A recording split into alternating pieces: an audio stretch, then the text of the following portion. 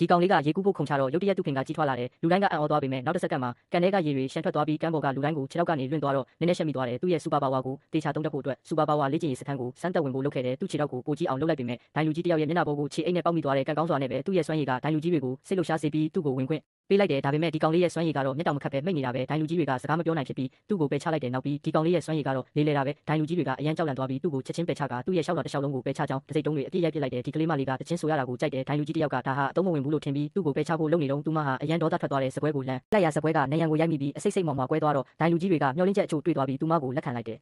ဒီလူငယ်ကအမြဲတမ်းသူ့လက်တွေကိုဘောင်းဘီအိတ်ထဲထည့်ထားပြီးကိုပြောက်သွားနိုင်တယ်ဒီမိန်းကလေးကတော့သူ့စိတ်နဲ့အရာဝတ္ထုတွေကိုရွှေ့နိုင်တယ်နောက်ဆုံးမှာတော့ဒီလေးယောက်ပဲရွေးချယ်မှုကိုကြော်ဖြတ်နိုင်ခဲ့ပေမဲ့သူတို့တွေကဘယ်သူမှအရန်နာခံတတ်သူတွေမဟုတ်ကြဘူးကလေးမလေးက9တန်4ချိန်ရှိတဲ့ကြောက်တုံးတွေကိုမတင်ဖို့နေတိုင်းလေ့ကျင့်ရတယ်ဒါပေမဲ့နီးပြကအရန်စုပူရင်သူမကကြောက်တုံးကိုသူ့စီဖြစ်ပေါက်ပြီးလေ့ကျင့်ရေးခန်းရဲ့တင်းပေါက်တွေကိုတောင်ရိုက်ခွဲပစ်တတ်တယ်လူငယ်ကတော့သူ့ရဲ့ပြောက်ကွယ်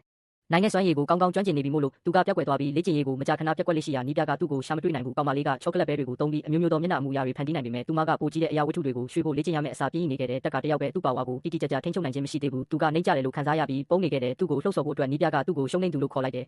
ဒါကတက်ကကိုအောင်မြင်စွာဒေါသထွက်စေခဲ့တယ်သူကသူ့ဘိုက်ကိုဖောင်းလိုက်ပြီးနီးပြကို